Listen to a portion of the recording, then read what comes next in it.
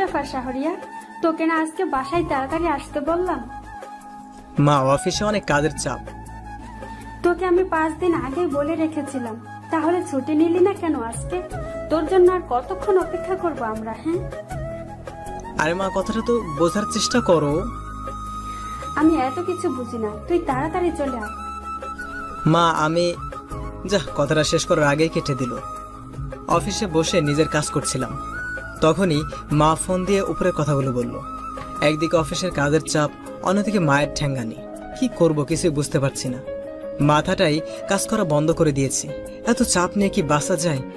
না, যাই, স্যারের কাছ থেকে ছুটি নিয়ে আসি। বাসায় যেতেই হবে, না হলে মা রাগ করবে। স্যারের রুমের সামনে এসে, স্যার আসতে পারি? আসো শাহরিয়ার, কি খবর তোমার? এই তো স্যার। তা আমার কাছে কি কারণে? আসলে স্যার, মা ফোন দিয়েছিল, বাসায় ডাকতেছে। ও, ছুটে যাচ্ছ? জি স্যার। অফিসে তো অনেক কাজের চাপ। তারপরও একটু যদি স্যার। তুমি যখন বলছো, ঠিক আছে যাও। ধন্যবাদ স্যার। অফিস থেকে বাসায় আসার পর। অফিস থেকে আসার কি কোনো দরকার ছিল? আমি কি করব মা, অফিসে অনেক কাজের চাপ। রাখ তোর কাজ, নিজের রুমে গিয়ে তাড়াতাড়ি রেডি হয়ে নে। সেটা না হয় হলাম, কিন্তু তুমি আমাকে এটা বলো তো, এত জরুরি তলব কেন, আর কোথায় যাবা? শাহরিয়ার, আমি কিন্তু বেশি কথা পছন্দ করি না, যা বলেছি তাড়াতাড়ি কর। আর হ্যাঁ, পাঞ্জাবি পরবি কিন্তু। পাঞ্জাবি কেন? আবার? ঠিক আছে। রুমে এসে ফ্রেশ হয়ে পাঞ্জাবি পরতে পরতে ভাবছি মা আমাকে কোথায় নিয়ে যাবে, যার জন্য অফিস থেকে ডেকে নিয়ে আসলো। পাঞ্জাবি পরে আয়নার সামনে দাঁড়িয়ে নিজেকে একবার দেখলাম, না, পাঞ্জাবিতে মোটামুটি ভালোই বানিয়েছি। চুলগুলো ভালো করে স্টাইল করে নিচে মায়ের কাছে আসলাম। আমাকে কেমন লাগছে মা? ভালো। তবে তবে কি? এইদিকে আর বলছি।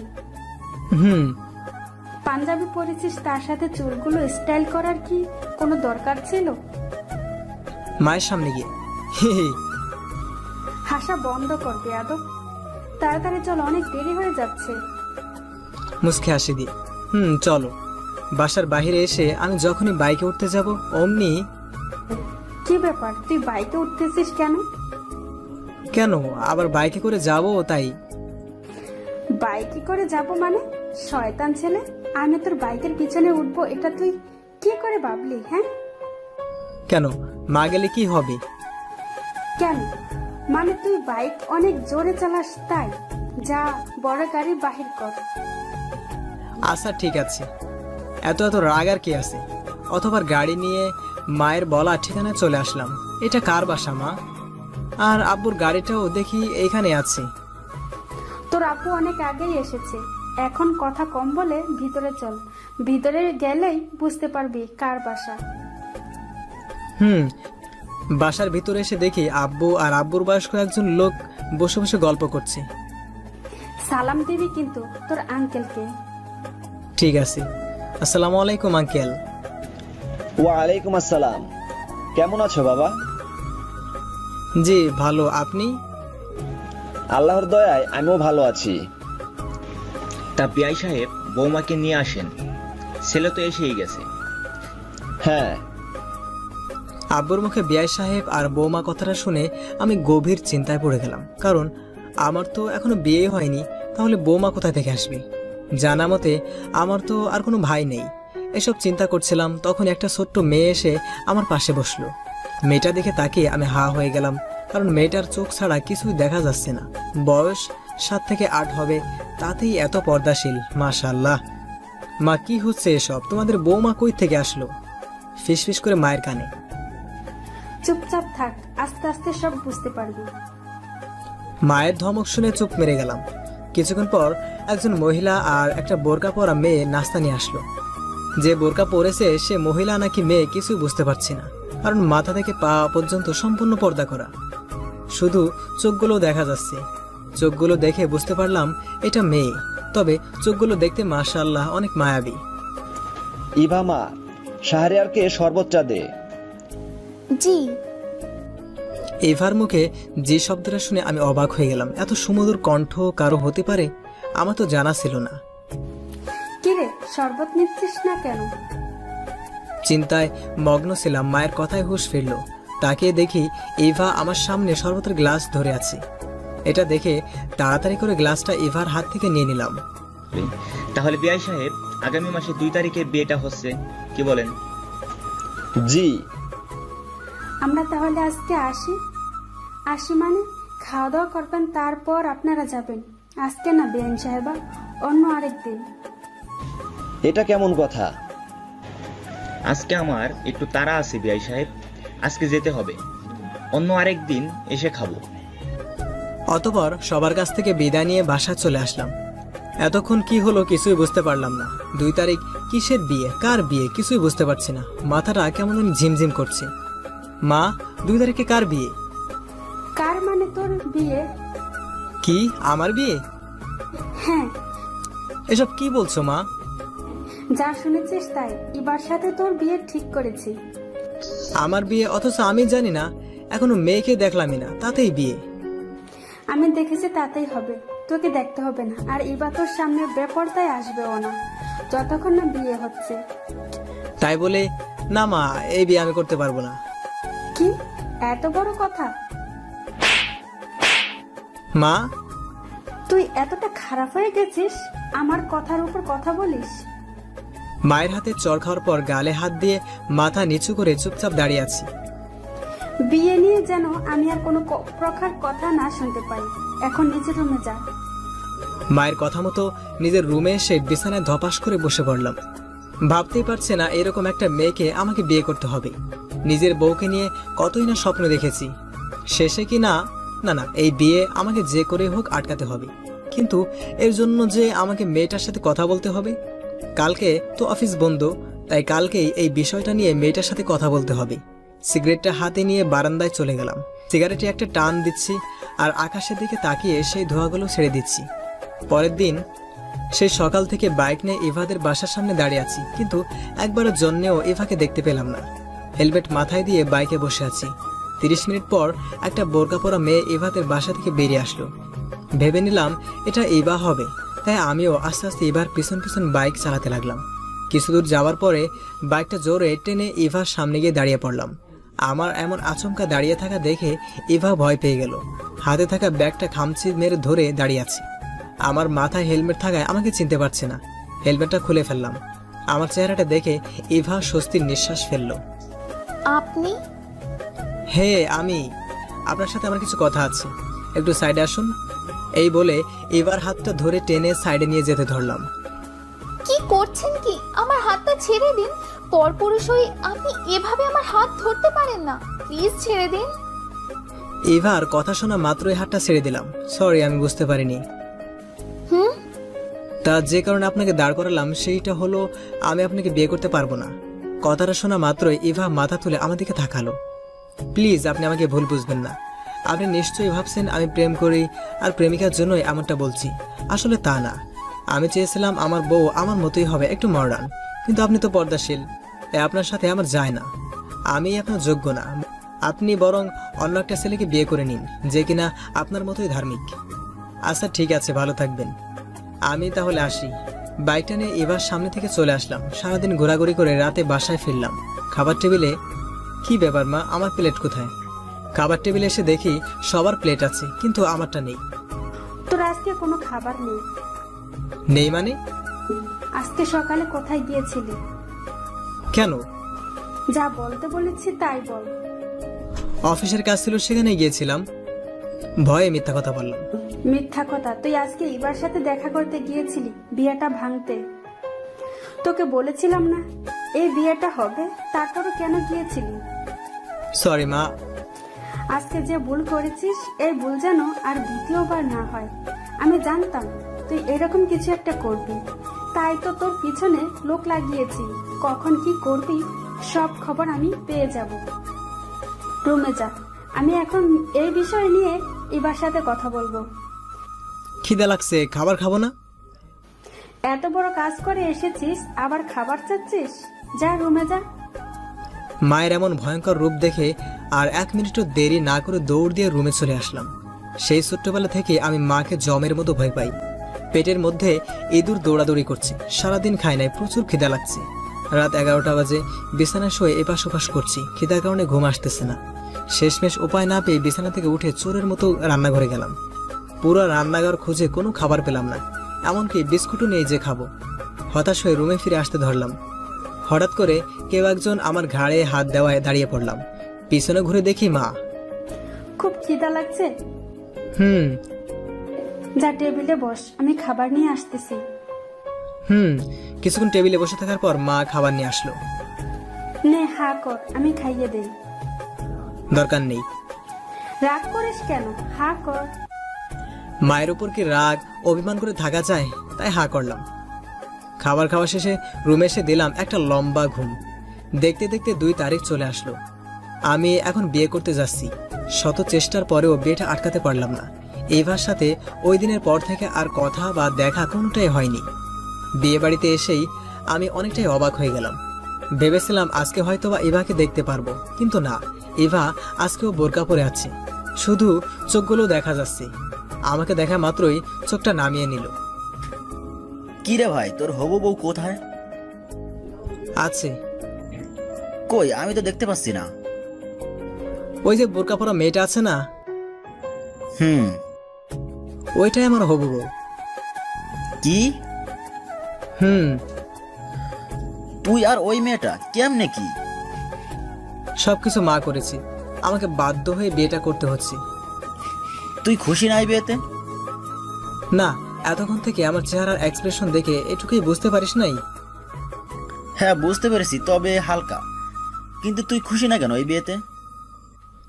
আরে ভাই, দেখিস না কেমন বিয়ের মধ্যেও বোরকা পরে আছে। তাতে কি? ওর সাথে কি আমার যায়? ভাবছিলাম আমার বউ একটু মডার্ন টাইপের হবে। তাতে কি? তোর তো ভাগ্য ভালো, এরকম একটা মেয়েকে জীবন সাথী হিসেবে ভাবি। আর তুই কিনা মডার্ন বউ নিয়ে ভাবছিস? মাথা থেকে এসব আজে বাজে ভাবনা ঝেড়ে ফেলে দে। এইরকম মেয়েকে বিয়ে করতে হলে ইহকাল পরকাল দুটাই সুখ পাবি। দেখতে দেখতে বিয়েটা হয়ে গেল। গাড়িতে বসে আছি, গন্তব্য আমার বাসা। আমার পাশে ইভা বসে বসে কান্না করছে। 1 ঘন্টা থেকে কান্না করেই যাচ্ছে তো যাচ্ছে, থামাবার কোনো নামগন্ধই নেই। বিরক্ত লাগছে আমার। কান্না থামাবেন কি আপনি? আমার ধমক শোনা মাত্র ইভা চটকে উঠলো, সাথে সাথে কান্না থামিয়ে দিল। হেই, এইভাবে থাকবেন, এত কান্না করার কি আছে? রাত বাজে 11টা। আমি ছাদের এক কোণে দাঁড়িয়ে সিগারেটে টান দিচ্ছি আর আমার ভবিষ্যৎ জীবন নিয়ে চিন্তা ভাবনা করছি। কেমনে আমি ইভার সাথে বাকিটা জীবন অতিবাহিত করব? ইভাকে এত করে বললাম বিয়েটা ভাঙতে, কিন্তু সে কি করলো? এর শাস্তি তো ওকে পেতেই হবে। এত সহজে মেনে নিচ্ছে না ওকে। ছাদে দাঁড়িয়ে এসব ভাবছিলাম, তখনই আমার ঘাড়ে কেউ একজন হাত দিল। পিছনে ঘুরে দেখি আপু। আপু, তুমি এখানে? কিন্তু তুই পিছনে কি লুকাচ্ছিস? সিগারেট পিছনে লুকিয়ে। কই, কিছু না তো। তাহলে হাতটা সামনে নিয়ে আয়, পিছনে ভাবে লুকিয়ে রেখেছিস কেন? আরে এমনি। নিয়ে আয় দেখি। জোর করে হাতটা টেনে সামনে নিয়ে আসলো। তুই সিগারেট খাচ্ছিলি? আজকের দিনে তুই সিগারেট খাচ্ছিস? আর ইভা কিন্তু একদম এসব পছন্দ করে না। ও কি পছন্দ করলো আর কি না করলো এগুলো দেখার বিষয় আমার না। কি আবল তাবল বলছিস? ও তোর বউ, এখন থেকে ওর ভালো মন্দ, পছন্দ অপছন্দ সবকিছুরই খেয়াল তোকে রাখতে হবে। আচ্ছা, এসব বাদ দে, রুমে যা, ইভা তোর জন্য অপেক্ষা করছে। রুমে গিয়ে করব? মনে হয় রুমের মধ্যেও বোরকা পরে আছে। আগে যাবি তো? চল, আমি নিয়ে যাই। আপু আমাকে টেনে রুমের সামনে নিয়ে এসে ধাক্কা মেরে রুমে ঢুকিয়ে দিল। রুমে ঢুকে তো আমি পুরাই অবাক হয়ে গেলাম। এতটাই অবাক হয়েছি যে মুখ দিয়ে আমার কোনো শব্দ বাহির হচ্ছে না, কারণ ইভা শাড়ি পরে বিছানার মাঝখানে ঘুমটা টেনে বসে আছে। ইভা আমার উপস্থিতি টের পেয়ে বিছানা থেকে নেমে আমার কাছে আসলো। আমি তো শুধু হা করে তাকিয়ে আছি। অজু করে এসেছেন? না। অজু করে আসেন, একসাথে আমাদের 2 রাকাত নফল নামাজ আদায় করতে হবে। ইচ্ছা না থাকা সত্ত্বেও অজু করে ইভার সাথে নামাজ পড়তে হলো। নামাজ পড়া শেষে যেই না নামাজি মশলা থেকে উঠে যাব, অমনি ইভা আমার পা ধরে সালাম করলো। এটা কি করলেন? কেন সালাম করলাম?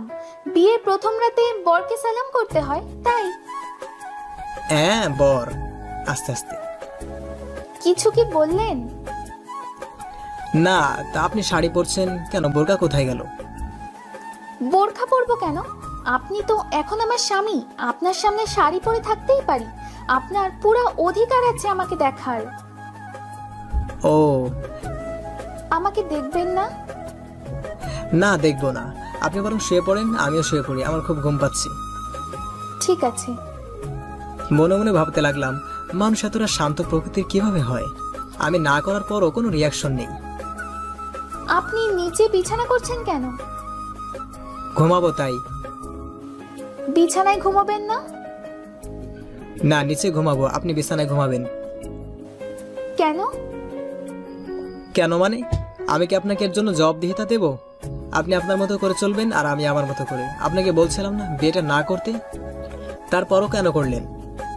আমার এমন রাগ দেখে ইভা ভয় পেয়ে গেল। মাথা নিচু করে দাঁড়িয়ে আছি, নড়াচড়া কিছুই করছে না, এখনো মাথায় ঘুমটাটা টানাই আছে। আপনার যদি আমার সাথে ঘুমাতে সমস্যা হয়, আপনি বরং বিছানায় ঘুমিয়ে পড়েন, আমি নিচে ঘুমাই। দরকার নেই, আমি যা বলেছি তাই করেন। এখন আমাকে ঘুমাতে দেন যত সব। এই বলে আমি ইভার বিপরীত দিকে শুয়ে পড়লাম। শুয়ে থাকতে থাকতে কখন যে ঘুম চলে এসেছে বুঝতে পারলাম না। মধ্যরাতে ঘুম ভেঙে গেলে পাশে তাকিয়ে আমি ভয় পেয়ে গেলাম। ও মা গো! চিল্লিয়ে শোয়া থেকে উঠে পড়লাম। এভাবে আপনি চিল্লাচ্ছেন কেন? ভয় পাবেন না, আমি ইভা। কি আপনি ইভা? হুম।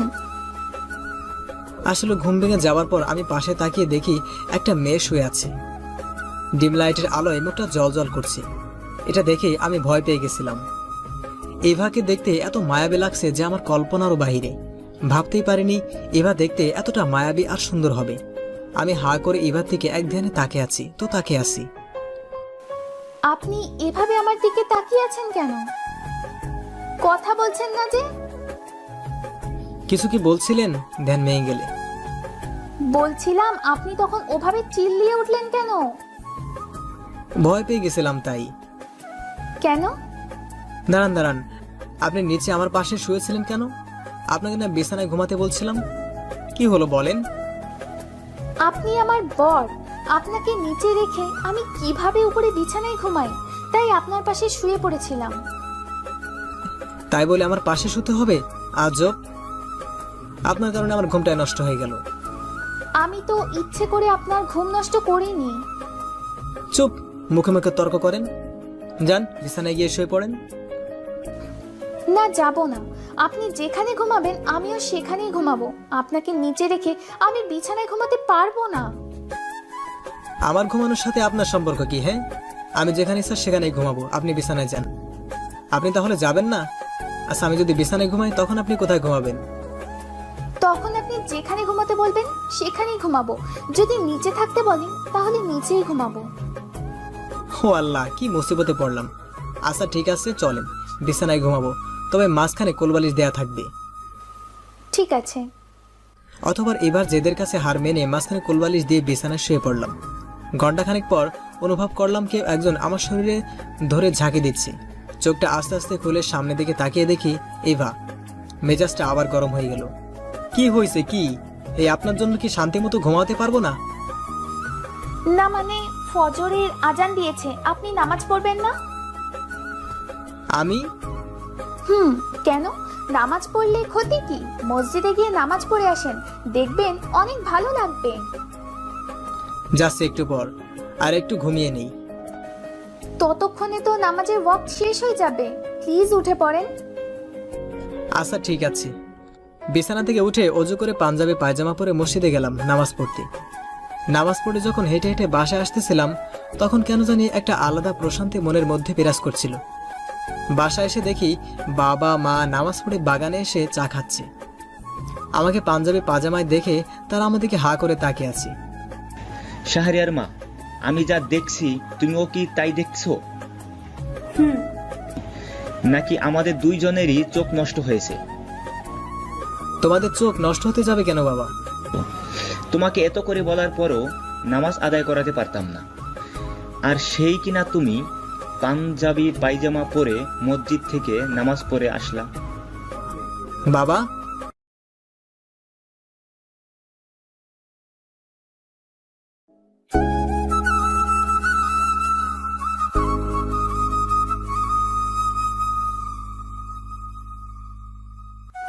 তোমাদের চোখ নষ্ট হতে যাবে কেন বাবা? তোমাকে এত করে বলার পরও নামাজ আদায় করাতে পারতাম না। আর সেই কিনা তুমি পাঞ্জাবি পায়জামা পরে মসজিদ থেকে নামাজ পড়ে আসলা। বাবা, এগুলো সব ইবার মায়ের কৃতিত্ব।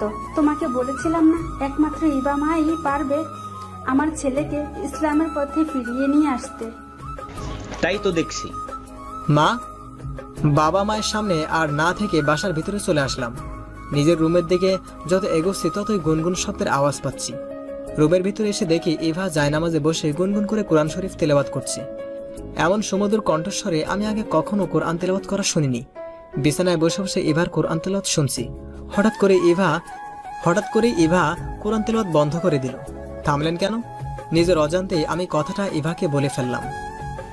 আপনার তো রাতে ঘুম হয় নাই, তাই ভাবলাম আপনি মনে হয় এখন ঘুমাবেন।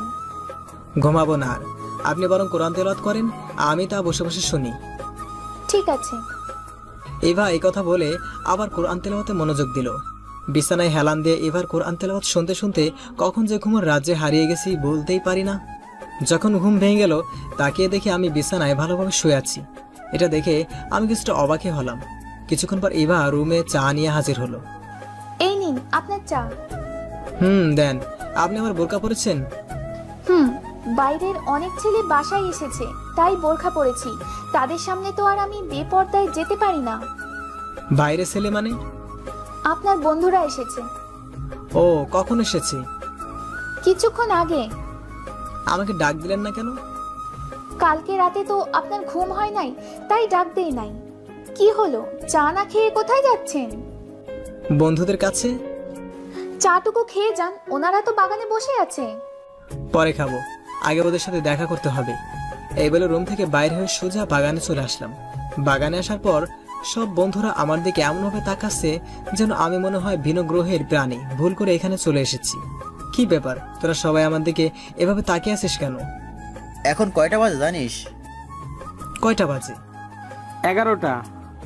আর বিয়ে করার পরের দিন সকাল 11টা পর্যন্ত ঘুমানোর মানে দাঁড়ায় গিয়ে? কোনো মানেই দাঁড়ায় না। কালকে রাতে ঘুম হয় নাই, তাই ফজরের নামাজ পড়ে আবার ঘুম দিয়েছিলাম। সেটাই তো, রাতে ঘুম কি কারণে হয় নাই? আর কি বললি, ফজরের নামাজ পড়ে ঘুমিয়েছিলি? বাহ, ভাবি তো দেখি প্রথম দিন থেকেই তোকে মানুষ করতে লেগে পড়েছে। কেন বেটা, আমি আগে মানুষ ছিলাম না? আর এখানে তোর ভাবের প্রসঙ্গ কই থেকে আসলো? ছিলি, তবে সম্পূর্ণ না, কিছুটা কমতি ছিল। আচ্ছা, এসব কথা এখন বাদ দে, আর বল তোরা কখন এসেছিস? 1 ঘন্টা আগে। ও, ভাবের আসে নাই? আসছে, ভিতরে আসে ওরা। ও, আসলে বন্ধুদের মধ্যে আমি সর্বশেষ বিয়ে করলাম। এই নিন আপনার চা। এবার চা নিয়ে বাগানে হাজির হলো। কিরে, তোরা চা খাসনি এখনো? খাইছি, তবে ভাবির হাতের চাটা না অনেক সুন্দর, তাই আবার নিয়ে আসতে বলছিলাম। ও, কি যে বলেন ভাইয়া। সত্যি ভাবি, অনেক সুন্দর আপনার হাতের চা। শাহরিয়ার, তোমার ভাগ্য কিন্তু অনেক ভালো। কথাটা কে বললো তা জানার জন্য পেছনে ঘুরলাম। ঘুরে দেখি বন্ধুদের সব বউগুলা দাঁড়িয়ে আছে। হেই শাহরিয়ার, ইভা কিন্তু অনেক ভালো একটা মেয়ে। একমাত্র ইভাই পারি তোমাকে ঠিক করতে, শয়তান ছেলে। আমি শয়তান হলাম কবে থেকে? সবাই শুধু একই কথা বলে, এখন থেকে এই ভাই তোমাকে ঠিক করবে। কেন, আগে কি আমি ঠিক ছিলাম না? সবাই আমার কথা শুনে হাসাহাসি শুরু করে দিল। আর ইভা আমাদেরকে তাকিয়ে আছে। ইভার মুখ ঢাকা থাকায় বোঝা যাচ্ছে না হাসতেছে কিনা, তবে চোখ জোড়া দেখে আমি এতটুকু আজ করতে পেরেছি সেও হাসতেছে। থাক ভাই, আর কষ্ট পাস না, তুই আগেও ভালো ছিলি, এখনো আছিস, আর ভবিষ্যতেও থাকবি। সকালটা বন্ধুদের সাথে আড্ডা দিয়েই পার করে দিলাম। বিকালে এবার বাসা থেকে লোক আসলো আমাদেরকে নিয়ে যেতে। আমার তো একদমই যেতে ইচ্ছা করছে না, কিন্তু কি করব, মায়ের কারণে যেতে হচ্ছে। এবাদের বাসায় পৌঁছানোর পর রুমে একা একা বসে আছি, কিছুই ভালো লাগছে না। রুমের বাহিরেও যেতে পারছি না, মেহমান দিয়ে বাসাটা ভর্তি। কিছুক্ষণ পর এবার ছোট বোনের আগমন ঘটলো রুমে। পিচ্চি, তোমার নাম কি? ভাইয়া, আপনি আমার নাম জানেন না? না। আমার নাম ঈশিতা। অনেক সুন্দর নাম তো তোমার। আচ্ছা ঈশিতা, তোমাকে বোরকা পরা কে শিখিয়েছে? আপু। ও, তোমাদের বাসার ছাদে যায় কোন দিক দিয়ে? আপনি ছাদে যাবেন? আসেন, আমি নিয়ে যাচ্ছি। তারপর ঈশিতা আমাকে ছাদে নিয়ে গেল। মেয়েটা পিচ্ছি হলেও অনেক পাকা পাকা কথা বলতে পারে। ঈশিতা আমাকে ছাদে রেখে আবার নিচে চলে গেল। এই ফাঁকে আমি পকেট থেকে সিগারেট বের করে আগুন ধরিয়ে মনের সুখে টানতে লাগলাম। আকাশের দিকে তাকিয়ে সিগারেট খাচ্ছিলাম। হঠাৎ করে কে জানি আমার মুখ থেকে সিগারেটটা নিয়ে নিল। তাকিয়ে দেখে ইভা চোখ লাল করে আমার দিকে তাকিয়ে আছে। আপনি সিগারেট খান? জানেন না সিগারেট শরীরের জন্য ক্ষতিকর? জানি। তাহলে খান কেন? ভালো লাগে তাই। আপনি জানেন না ধূমপান হারাম, কারণ তা খবিস দ্রব্য এবং অনেক ক্ষয়ক্ষতির সূত্রস্থল। অথচ আল্লাহ তার বান্দাদের জন্য শুধুমাত্র পবিত্র পানাহার হালাল করেছেন এবং তাদের উপর খবিস দ্রব্যাদি হারাম করেছেন। মহান আল্লাহ বলেন, তারা আপনাকে জিজ্ঞাসা করে তাদের জন্য কি হালাল করা হয়েছে। আপনি বলে দিন তোমাদের জন্য পবিত্র বস্তু হালাল করা হয়েছে, যেখানে আল্লাহ তাআলা নিজেই এগুলো থেকে বিরত থাকতে বলেছে। সেখানে আপনি আজকের পর থেকে এইসব খবিশ জিনিস খাবেন না। মন থেকে তওবা করেন আর কোনোদিন এসব খাবেন না। সত্যিকার অর্থে তওবা করলে আল্লাহ তাআলা আপনাকে নিশ্চয়ই ক্ষমা করে দেবে। পবিত্র কোরআনে এই সম্পর্কে উল্লেখ এসেছে যে, আর তোমরা আল্লাহর নিকট তাওবাহ করো হে মুমিনগণ, যাতে তোমরা সফলকাম হতে পারো। মাথা নিচু করে দাঁড়িয়ে আছি, কি বলবো কিছুই বুঝতে পারছি না। আমি কি আপনাকে বোঝাতে পেরেছি? নিচে চলেন, সবাই আমাদের জন্য অপেক্ষা করছে। মাথা নাড়িয়ে হে বললাম। এবার সাথে নিচে এসে দেখি খাবার টেবিলে সবাই আমার জন্য অপেক্ষা করছে। আমরা তাদের সাথে বসে পড়লাম। খাওয়া দাওয়া শেষ করে রুমে এসে বসে আছি। কিছুক্ষণ পর এবার রুমে আসলো। আপনার কি এভাবে রুমে বসে থাকতে খারাপ লাগছে? ঘুরতে যাবেন? কোথায়? নদীর পাড়ে যাওয়া যেতে পারে। ঠিক আছে। আপনি রেডি হয়ে নিন, আমি বোরখাটা চেঞ্জ করে নিই। ঠিক আছে। অথবা রেডি হয়ে এভাকে সঙ্গে নিয়ে নদীর তীরের দিকে রওনা হলাম। কিন্তু রিক্সায় ওঠার পর পড়লাম এক মহা ভেসালে। রিক্সাটা ছোট হওয়ায় দুজনের বসতে অনেক কষ্ট হচ্ছে। তারপরও নিজেকে এবার থেকে দূরে রাখার চেষ্টা করছি, কিন্তু পেরে উঠছি না। দুজনের শরীরের মাঝে 1 ইঞ্চিও গ্যাপ নাই। এমন পরিস্থিতির সম্মুখীন আমি আর এর আগে কখনো হইনি, তাই একটু লজ্জা লাগছে। আমার চেয়ে ইভা আরো বেশি লজ্জা পাচ্ছে। ইভা মাথা নিচু করে চুপচাপ বসে আছে। নদীর তীরে পৌঁছানোর পর আল্লাহ তাআলার সৃষ্টি কত সুন্দর, তাই না?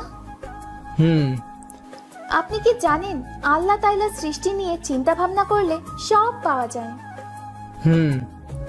যখনই সময় পাবেন এই আল্লাহর সৃষ্টির জগৎ নিয়ে চিন্তা ভাবনা করবেন, দেখবেন আল্লাহর প্রতি বিশ্বাসটা আপনার আরো মজবুত হবে।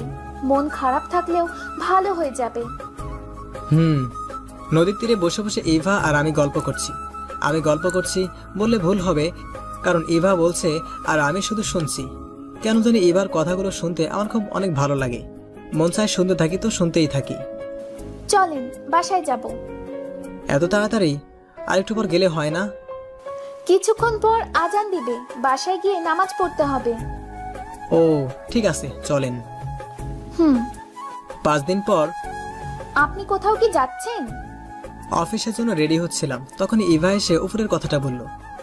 অফিসে যাচ্ছি। আপনার ছুটি শেষ? আচ্ছা, আমি তাহলে আসি। যান, তবে জোহরের নামাজ অফিসে পড়বেন, নামাজে ফাঁকি দেওয়া চলবে না।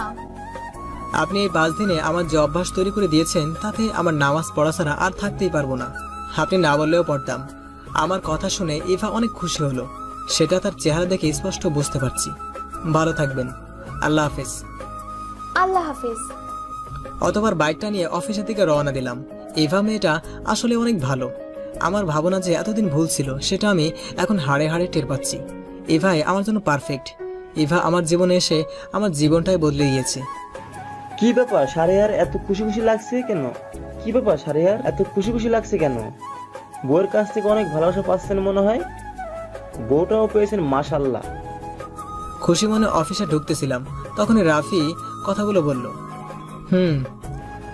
ভালো ভালো, আপনাকে দেখে আমার এখন হিংসা হচ্ছে। কেন? কেন আবার? এই যে আপনি বিয়ে করে ফেললেন, আর আমি এখনো করতে পারলাম না। ও সমস্যা নাই, আপনারও খুব তাড়াতাড়ি হয়ে যাবে। নিজের কেবিনে এসে বসার সাথে সাথেই দেখি সব কলিগ হাতে ফুল নিয়ে আমার কেবিনে এসে উপস্থিত। ফুল কিসের জন্য জিজ্ঞেস করলে বলে তারা আমাকে বিবাহিত জীবনের শুভেচ্ছা জানাতে এসেছি। সকলকে ধন্যবাদ দিয়ে ফুলগুলো রেখে দিয়ে সবাইকে কাজে যেতে বললাম। অনেকদিন ধরে ছুটিতে থাকায় আজকে কাজের চাপ একটু বেশি, তাই ফোনটা সাইলেন্ট করে মন দিয়ে কাজ করছি। কাজ করতে করতে কখন যে আজান দিয়েছে বলতেই পারি না। ঘড়ির দিকে তাকিয়ে দেখে 2টা বাজে, তাই তাড়াতাড়ি অজু করে কেবিনেই নামাজ পড়ে নিলাম। নামাজ পড়া শেষে ফোনটা হাতে নিয়ে অবাক হয়ে গেলাম। এবার 20টা মিসড কল। ফোনটা হাতে থাকা অবস্থায় আবার কল আসলো, তাই তাড়াতাড়ি কলটা রিসিভ করলাম। আসসালামু আলাইকুম। ওয়ালাইকুম সালাম। আপনি ফোন ধরছিলেন না কেন? আসলে কাজের অনেক চাপ, 10 দিন ছুটিতে ছিলাম তো, তাই ফোনটা সাইলেন্ট করে রেখে দিয়েছিলাম। ও, নামাজ পড়েছেন? হুম। খাবার খেয়েছেন? না, আপনি? কেন খান নাই কেন? তাড়াতাড়ি খেয়ে নেন, খাওয়া শেষে আমাকে ফোন দিবেন, তারপর আমি খাবো। ঠিক আছে। ক্যান্টিনে গিয়ে খাবার খেয়ে ইভাকে ফোন দিলাম। ফোন দেওয়ার সাথে সাথে রিসিভ করলো। মনে হয় ফোন নিয়ে আমার কলের জন্য অপেক্ষা করছিল। আসসালামু আলাইকুম। ওয়ালাইকুম সালাম। খেয়েছেন? হুম। তাহলে এখন কিছুক্ষণ রেস্ট নেন, তারপর কাজ করবেন। ঠিক আছে, আপনি খেয়ে নিন। খোদা হাফিজ। ফোনটা কেটে দিয়ে কিছুক্ষণ রেস্ট নিয়ে আবার কাজে মন দিলাম। 5টায় অফিস ছুটি। অফিস থেকে বাসায় আসার সময় রাস্তার ধারে একটা ফুলের দোকান দেখতে পেলাম। বাইকটা সাইড করে ফুলের দোকানে গেলাম। ফুলের দোকানে এত ফুল যে বোঝাতে পারছি না। কোন ফুলটা নিব, এবার কোন ফুলটা ভালো লাগে সেটাও জানি না। 20 মিনিট ধরে দাঁড়িয়ে আছি, কিন্তু ঠিক করতে পারছি না কোন ফুল নিব। দোকানদার কাকা আমাকে চিন্তিত দেখে আমার কাছে এগিয়ে আসলেন। কেন, সমস্যা? কাকা, বুঝতে পারছি না বউয়ের জন্য কোন ফুলটা নিয়ে যাব। কোন ফুলটা নিয়ে গেলে সে খুশি হবে। আমার অভিজ্ঞতাও নেই এই বিষয়ে। বুঝতে পেরেছি তোমার সমস্যা, একটু দাঁড়াও, আমি আসছি। কাকা এই কথা বলে দোকানের ভিতরে চলে গেলেন। কিছুক্ষণ পর হাতে একটা সাদা আর কালো গোলাপের তোড়া নিয়ে আমার সামনে আসলেন। এই নাও। কাকা, এগুলো বাইরে না রেখে ভিতরে রাখছেন কেন? এইগুলো স্পেশাল ফুল, তাই এইগুলো নিয়ে যাও, দেখবে তোমার বউ অনেক খুশি হবে। ধন্যবাদ কাকা। অতঃপর ফুলগুলো নিয়ে বাসা চলে আসলাম। খুশি মনে কলিং বেলটা বাজালাম। 2বার চাপ দিতেই ইভা এসে দরজা খুলে দিল। ইভা দরজা খুলেই আমার হাতে সাদা কালো গোলাপ ফুল দেখে স্তব্ধ হয়ে দাঁড়িয়ে গেল। অবাক চোখে আমার দিকে তাকিয়ে আছে। এই নিন, এগুলো আপনার জন্য। হাত বাড়িয়ে ইভা ফুলগুলো নিল। ফুলগুলো আপনার পছন্দ হয়েছে? অনেক। এই সাদা কালো গোলাপ ফুলগুলো কোথায় পেলেন আপনি? সেটা তো বলা যাবে না। আমাকে এখানে দাঁড় করিয়ে রাখবেন নাকি ভিতরে যেতে দিবেন? ও সরি, আসেন। আপনি রুমে গিয়ে ফ্রেশ হয়ে নিন, আমি আপনার জন্য চা নিয়ে যাচ্ছি। ঠিক আছে। রুমে এসে ফ্রেশ হয়ে বারান্দায় গেলাম। কিছুক্ষণ পর ইভা চা নিয়ে আসলো। শুধু আমার জন্য নিয়ে এসেছেন? কেন? এটা রেখে গিয়ে আরেক কাপ নিয়ে আসেন। ঠিক আছে। আমার কথা মতো ইভা নিচে গিয়ে আরেক কাপ চা নিয়ে আসলো। এখানে বসেন। এখন এইটার কি করব? আপনি খান। এভাবে আমার দিকে তাকিয়ে আছেন কেন? না, এমনি। জানেন, এই সন্ধ্যার আকাশটা না একসময় আমার অনেক ভালো লাগতো। হাতে চায়ের কাপ, কানে ফোন, সাথে এই সন্ধ্যার দক্ষিণা বাতাস। কি বলছেন এগুলো আপনি? না, কিছু না। চায়ের কাপে চুমুক দিয়ে আপনার সন্ধ্যার আকাশ দেখতে কেমন লাগে? এই যা, কি নাতে কি বলে ফেললাম। এখনই সবকিছু শেষ হয়ে যেত। অনেক ভালো লাগে। সবচেয়ে বেশি ভালো লাগে রাতের তারা। তাই? পরের দিন। আজকে হয়তোবা আমার আসতে দেরি হতে পারে। কেন? আজকে নতুন বস আসবে তো অফিসে, তাই। ও ঠিক আছে, সাবধানে যাবেন। খোদা হাফেজ। খোদা হাফেজ। এবার কাছ থেকে বিদায় নিয়ে অফিসে চলে আসলাম। স্যার, বড় স্যারের বোন চলে এসেছে। ও, এসে গেছে? হ্যাঁ, বড় স্যার আপনাকে তার কেবিনে ডাকছে। ঠিক আছে, তুমি যাও, আমি আসতেছি। আছে স্যার। একটা ফাইল দেখতেছিলাম, তখনই পিয়ন এসে উপরের কথাগুলো বলে গেল, তাই ফাইলটা রেখে স্যারের কেবিনের সামনে চলে গেলাম। আজকে থেকে নাকি স্যারের বোন অফিসের দায়িত্বে থাকবে। আসতে পারি স্যার? হ্যাঁ, আসো। ক্যাবিনে প্রবেশ করে আমি স্তব্ধ হয়ে গেলাম। আমার চোখে পানি চলে আসার মতো অবস্থা হয়ে গেল। সামনে বসে থাকা মেয়েটাকে দেখি।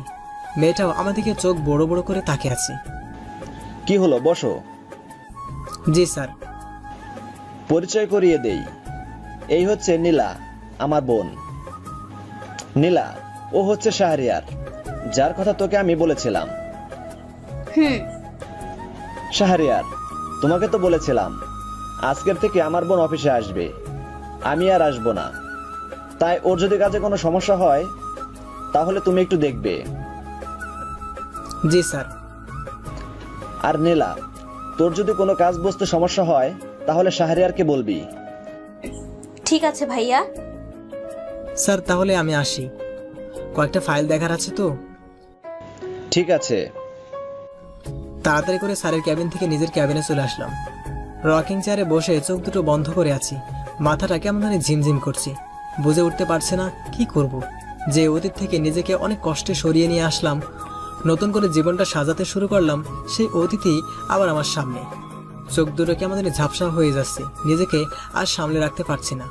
চোখ বন্ধ করলেই পুরনো কিছু স্মৃতি সামনে ভেসে উঠছে।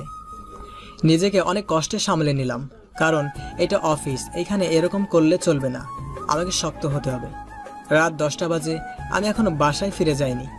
অফিস ছুটি হয়েছে সেই বিকেল 5টায়, তখন থেকেই নদীর তীরে বসে আছি। কয়টা বাজে তা দেখার জন্য পকেট থেকে ফোনটা বাহির করে দেখি আব্বুর 30টা, মায়ের 20টা আর ইভার 100টা মিস কল। ফোনটা সাইলেন্ট করে পকেটে রেখে দিয়েছিলাম, তাই বলতে পারি না কখন এতগুলো কল এসেছে। ফোনটা পকেটে রেখে একটা দীর্ঘশ্বাস ফেলে বসা থেকে উঠে পড়লাম। হেঁটে হেঁটে বাসায় যাচ্ছি। আজকে যদি ইভার কাছে কথা না দিতাম তাহলে হয়তোবা আমার হাতে সিগারেট বা অন্য কোনো নেশার দ্রব্য থাকতো। শুধুমাত্র ইভাকে কথা দিয়েছি বলেই খেতে পারছি না। বাসার সামনে এসে দেখি ইভা দরজা খুলে রেখে রাস্তার দিকে তাকিয়ে দাঁড়িয়ে আছে। আমাকে দেখা মাত্রই আমার কাছে ছুটে আসলো। আপনি ফোন ধরতেছিলেন না কেন? কি হয়েছে আপনার? এই অবস্থা কেন? কি হলো, কথা বলছেন না কেন? কিছু হয়নি আমার, এই বলে ইভাকে আর কিছু বলার সুযোগ না দিয়ে রুমে চলে আসলাম। ব্যাগটা রেখে বারান্দায় চলে গেলাম। কিছুক্ষণ পর ইভা আমার কাছে আসলো। আপনি ফ্রেশ না হয়ে এখানে দাঁড়িয়ে আছেন কেন? আপনাকে তো চিন্তিত দেখাচ্ছে কেন? তেমন কিছুই না। তেমন কিছু না মানে? সারাদিন মনে হয় কিছু খাননি, মুখটা শুকিয়ে গেছে। আসেন, ফ্রেশ হয়ে নিন, আমি আপনার জন্য খাবার নিয়ে আসছি। এই বলে ইভা আমার হাত টেনে ধরে রুমে নিয়ে গেল। ফ্রেশ হয়ে কাপড়গুলো চেঞ্জ করে নিন, আমি খাবার নিয়ে আসতেছি। ইচ্ছা না থাকা সত্ত্বেও ফ্রেশ হয়ে নিলাম। কিছুক্ষণের মধ্যেই ইভা খাবার প্লেট নিয়ে হাজির হয়ে গেল। এই নিন। বিছানায় বসেছিলাম, ইভা আমার সামনে এসে খাবার প্লেটটা ধরে খেতে বলল। কি হলো, খান। আমার কোনো সাড়া শব্দ না পেয়ে ইভা নিজেই হাত ধুয়ে আমার প্লেটটা নিজের হাতে নিয়ে এক লোকমা খাবার তুলে দিয়ে আমার মুখের সামনে ধরল। ইভার এমন আচরণে আমি অবাক হয়ে গেলাম। কখনো ভাবতেই পারিনি ইভা এমনটা করবে। অবাক চোখে ইভা থেকে তাকিয়ে আছি। এভাবে তাকিয়ে থাকবেন নাকি খাবেন? 2 লোকমা খাবার পর। কি ব্যাপার, আপনি কান্না করছেন কেন? এবার হাতে খেতে খেতে কখন যে চোখে জল চলে এসেছে বলতে পারি না। বিছানা থেকে উঠে বারান্দায় চলে আসলাম। ইভাও আমার পিছ পিছ আসলো। আপনি এমন করছেন কেন? চুপচাপ আকাশের দিকে তাকিয়ে চোখে জল ফেলছি। প্লিজ, আমাকে নিঃসংকোচে আপনি সবকিছু খুলে বলতে পারেন, এতে করে নিজেকে অনেক হালকা লাগবে। দীর্ঘশ্বাস ফেলে, জানেন এক সময় আমাকে একজন খুব অপমান করেছিল। সেও আমাকে এইভাবে নিজ হাতে খাইয়ে দিত, কিন্তু ভাগ্যের কি নিষ্ঠুর পরিহাস, সেই আপনজনই আমাকে ধোঁকা দিয়ে চলে গেল। অনেক কষ্ট করে তাকে ভুলে নতুন করে বাঁচতে শুরু করেছিলাম, কিন্তু সে আবার আমাকে দেখা দিয়ে জীবনটা তছনছ করে দিল। মানে? নীলা 3 বছর আগে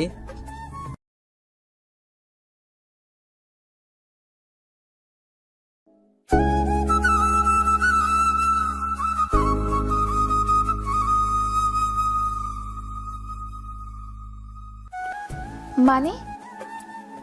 নীলা 3 বছর আগে। তুমি আমাকে খুব ভালোবাসো তাই না? অনেক অনেক ভালোবাসি, যা হয়তোবা বলে বোঝানো যাবে না। আমিও তোমাকে অনেক ভালোবাসি। আচ্ছা নীলা, আমাদের রিলেশনশিপের বয়স কত হলো বলতে পারো? 2 বছর। না, 2 বছর 4 মাস 10 দিন। বাহ, তুমি তো দেখি মাস দিন সবকিছুই মনে রেখেছো। কি করে ভুলি বলো তো? তোমার মতো জীবন সাথী পাওয়ার দিনটার কথা। বাবা ফোন দিয়েছে, আমাকে বাসায় যেতে হবে। এখনই চলে যাবা, আর একটু থেকো না। বাবা রাগ করবে সোনা, প্লিজ মন খারাপ করো না। ঠিক আছে, যাও তাহলে। হুম। অথবা নীলা চলে গেলে আমিও উঠে বাসার দিকে রওনা দিলাম। 5 দিন পর কলেজে। নীলা চলো বাইরে কোথাও ঘুরতে যাই। আজকে না বাবু, আমাকে তাড়াতাড়ি বাসায় যেতে হবে। আজকে না, আজকে না, 5 দিন থেকে তুমি এই একই কথা বারবার বলছো। রাগ করো না সোনা, তোমাকে রাখলে একদম ভালো দেখায় না। কথা দিলাম কালকে ঘুরতে যাব। সত্যি তো? হুম। ঠিক আছে। এই কথা বলে চলে গেল। কি রে, গেটের দিকে এভাবে তাকিয়ে আছিস কেন? দাঁড়িয়ে দাঁড়িয়ে নীলার যাওয়ার দিকে তাকিয়েছিলাম। তখনই লাবু এসে উপরের কথাটা বলল, তোর ভাবের পথও চাহিয়ে আসি। তুই তো শেষ রে বেটা, এই নীলা তোর মাথাটা খেয়ে ফেলেছে। ওই ওই, নীলাকে নিয়ে কোনো কথা নয়। তোমার নীলা প্রধানমন্ত্রী না, ওকে নিয়ে কোনো কথা বলা যাবে না। যত সব, চল ক্লাসে যাই। চল। এই দাঁড়া দাঁড়া, কি হয়েছে? আমরা ক্লাসে যাচ্ছি কেন? কেন মানে? মানুষ ক্লাসে নিজের জন্য যায়? হ্যাঁ, এখন কয়টা বাজে জানিস? কয়টা? 10টা 20। তার মানে প্রথম ক্লাসের 20 মিনিট চলে গেছে। আর এখন যদি আমরা ক্লাসে যাই তাহলে বাইরে দাঁড়িয়ে থাকতে হবে। ক্লাসে না গেলে কি করবি? নীলাও বাসায় চলে গেল, না হলে ওর সাথে ঘুরতে যেতাম। এই কথা বলতে দেরি আর আমার পিঠে ধুমধাম মায়ের পড়তে দেরি নাই। আরে আরে, আমাকে মারছিস কেন? হালা তোর নীলা, নীলা আর নীলা। আমি কি মরে গেছি নাকি রে? চল দুজনেই ঘুরতে যাব। তাই বলে এভাবে মারবি? হপ, এখন চুপচাপ চল, না হলে আরো মায়ের খাবি। চল। কলেজের সময়টা লাবু আর আমি শহরের এদিক ওদিক ঘোরাফেরা করে কাটিয়ে দিলাম। রাতে বিছানায় শুয়ে আছি, তাই ভাবলাম নীলাকে একটা কল দেওয়া যাক। সারাদিন কথা বলা হয়নি, যেই ভাবা সেই কাজ। কল দেওয়ার কিছুক্ষণের মধ্যেই নীলা রিসিভ করলো। কি ব্যাপার, অসময়ে ফোন দিলা যে? অসময়ে মানে? প্রতিদিন তো এই সময় আমি কল দিই তোমাকে। ও হ্যাঁ। কি ব্যাপার নীলা, কয়েকদিন ধরে লক্ষ্য করছি তুমি আমাকে অ্যাভয়েড করে চলছো। কই, আমি তোমাকে কখন অ্যাভয়েড করলাম? আমার সাথে ঠিকমতো কথাও বলো না, দেখাও করো না। আসলে বাসায় প্রবলেম তো, তাই। থাক, আর বলতে হবে না। তোমার প্রতি আমার বিশ্বাস আছে, আর যাই করো না কেন তুমি আমাকে কখনো ধোঁকা দিতে পারো না। কি হলো, কথা বলছো না কেন? আমি ঠিক বলেছি তো? আচ্ছা, মা নিচে ডাকছে, কালকে কথা হবে। ঠিক আছে, লাভ ইউ সোনা। নীলা কলটা কেটে দিল। নীলার আজকের আচরণে আমি অনেকটাই অবাক হয়ে গেলাম, কারণ এই প্রথম নীলা নিজে থেকে কল কেটে দিল। লাভ ইউ বলার পরও কোনো উত্তর দিল না। জানি না নীলার মনে কি চলছে, কেন সে আমার সাথে এমন করছে। 5 দিন পর কলেজ ক্যাম্পাসে বসে গেটের দিকে তাকিয়ে নীলার জন্য অপেক্ষা করছি। আজকে 5 দিন থেকে নীলার সাথে কোনো প্রকার যোগাযোগ করতে পারছি না। ফোন বারবার বন্ধ দেখাচ্ছে, কলেজেও আসছে না। নীলার বান্ধবীদেরকে জিজ্ঞাসা করলে তারাও বলে তারাও নাকি জানে না।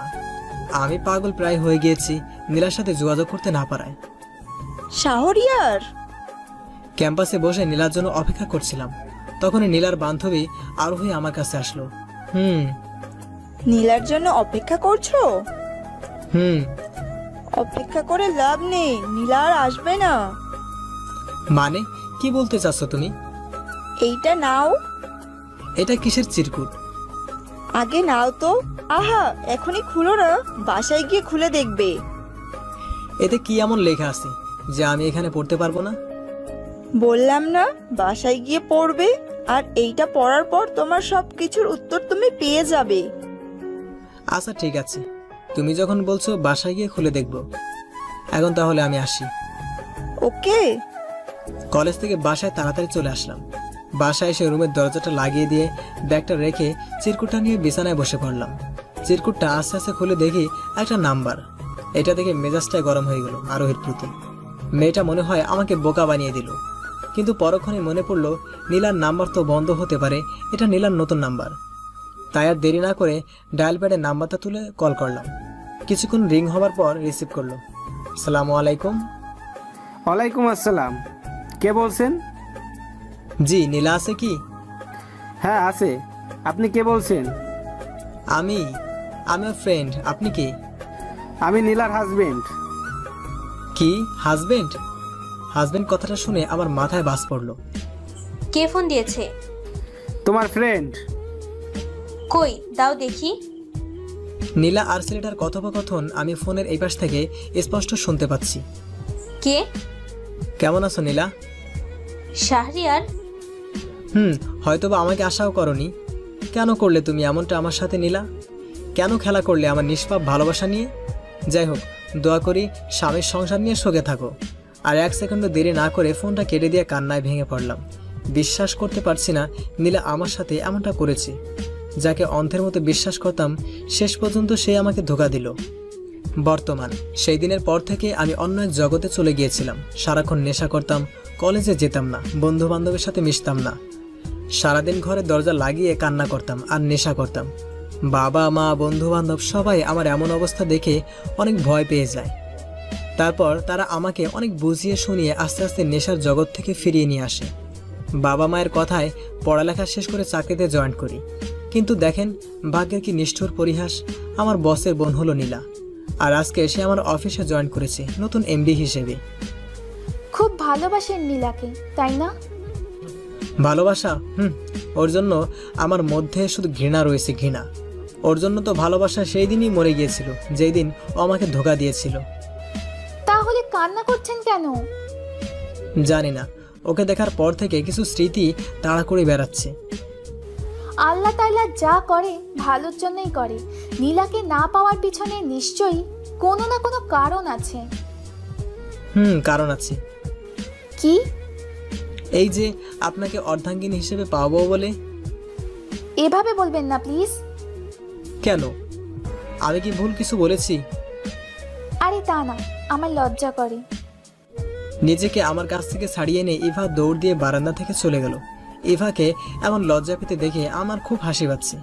কিছুক্ষণ আগে যে আমি নীলার জন্য কান্না করছিলাম, সেটা আমাকে দেখে কেউ বুঝতেই পারবে না।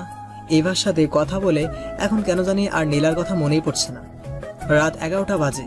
ইভা কেন জানি এখনো রুমে আসতেছে না। তখনকার ঘটনার পর থেকে ইভা আর আমার সামনে আসতেছে না। ইভাকে খুঁজতে রুম থেকে বাইর হয়ে নিচের রুমে আসলাম। মায়ের রুমে এসে দেখি ইভা মায়ের কোলে মাথা দিয়ে শুয়ে আছে, আর মা ইভার মাথায় হাত বুলিয়ে দিচ্ছে। এটা দেখার পর রুমের ভিতরে না গিয়ে দরজাটার একটু আড়ালে দাঁড়িয়ে পড়লাম, যাতে করে তাদের কথোপকথন শুনতে পাই।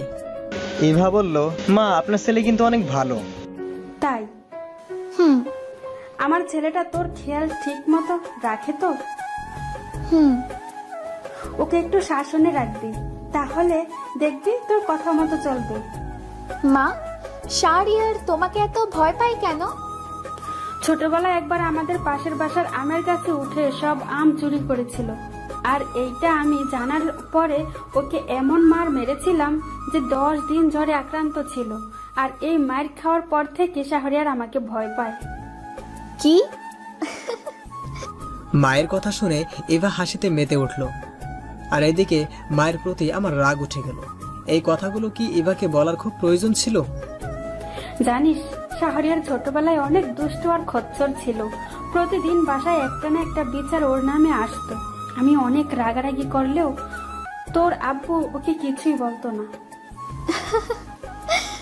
কেন কেন আব্বু রাগারাগি করতো না কেন?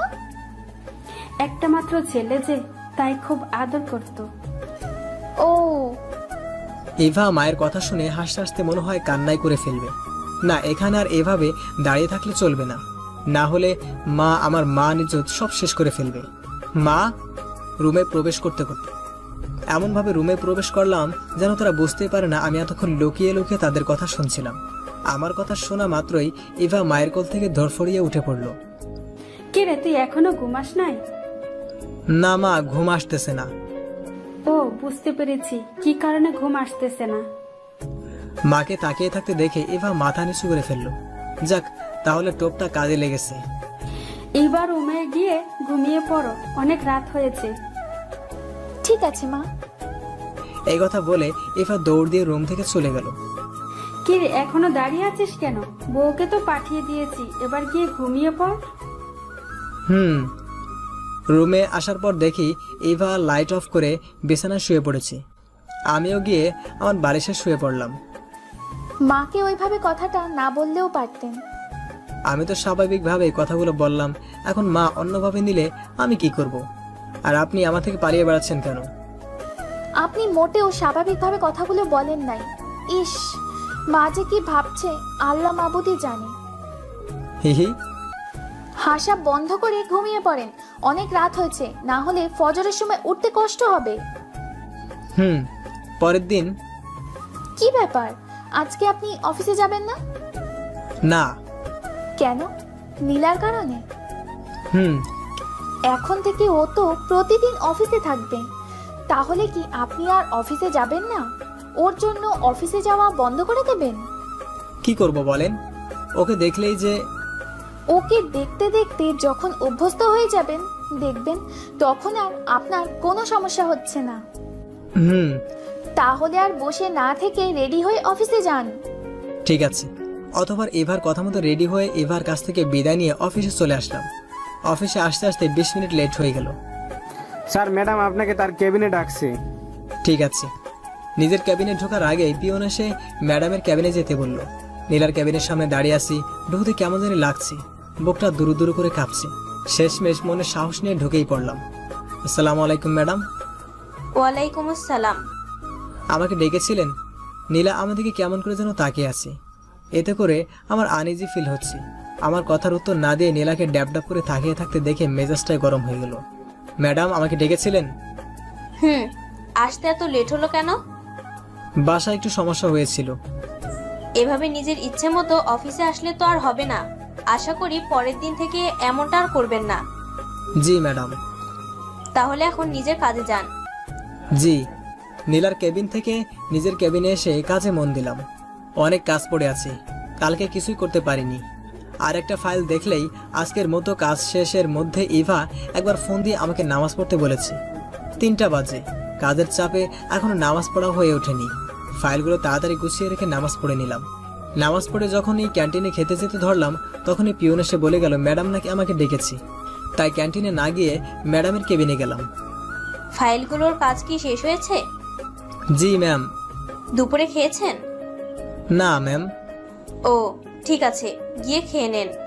আর অফিস শেষে একটু থাকবেন, আপনার সাথে আমার কিছু জরুরি কথা আছে। ঠিক আছে ম্যাম, আমি তাহলে এখন আসি। নীলার ক্যাবিন থেকে বাহির হয়ে ক্যান্টিনে গিয়ে হালকা কিছু খেয়ে নিলাম। 5টায় অফিস ছুটি হলো, সবাই চলে গেলেও আমি গেলাম না, কারণ নীলার সাথে দেখা করতে হবে। ওর কথা শোনার কোনো ইচ্ছেই আমার নেই, কিন্তু অফিসের বস কথা না শুনলে চাকরিটা হারাতেও পারি। নীলার ক্যাবিনে এসে দেখি একটা ছেলে আর নীলা বসে বসে গল্প করছে। নীলা আমাকে দেখা মাত্রই বসতে বলল। শাহরিয়ার পরিচয় করিয়ে দেই, এ আমার husband Siam. Hello man. Hello. কেমন আছো? জি আলহামদুলিল্লাহ ভালো, আপনি? এই তো চলছে, যেমনটা আল্লাহ রেখেছে। ম্যাম আমাকে কি কারণে থাকতে বলেছিলেন? শাহরিয়ার, এখন তুমি নাম ধরে বলতে পারো, অফিসের সময় শেষ হয়ে গিয়েছে। নীলা, আমি তাহলে চলে যাই, তোমরা কথা বলো। ঠিক আছে, তাড়াতাড়ি বাসায় চলে আসবে কিন্তু। By man. বাই। সিয়াম চলে যাবার পর দুজনে চুপচাপ বসে আছি, কারো মুখে কোনো কথা নেই। আমার এভাবে বসে থাকতে বিরক্ত লাগছে। নীরবতা ভেঙে নীলা বলল, তোমার বউটা কিন্তু অনেক সুন্দর, তোমার ভাগ্যটা অনেক ভালো, তাই এমন বউ পেয়েছো। নীলার মুখে এবার কথা শুনে আমি হা হয়ে গেলাম। নীলা কিভাবে জানে আমার বিয়ে হয়েছে আর আমার বউ কেমন? অবাক হচ্ছ তাই না? ভাবছো যে মেয়ে তোমাকে ধোকা দিয়ে চলে গেল, সে কিভাবে তোমার সম্পর্কে সবকিছু জানতে পেলো? ম্যাম আমাকে বাসায় যেতে হবে, একটু যদি কাজ সম্পর্কে কথা বলতেন তাহলে আমি তাড়াতাড়ি বাসায় যেতে পারতাম। কেন জানি নীলার মুখে ধোকার শব্দটা শুনতে একদমই ভালো লাগছে না। তোমাকে আমি এই কথাগুলো বলতেই ডেকেছি।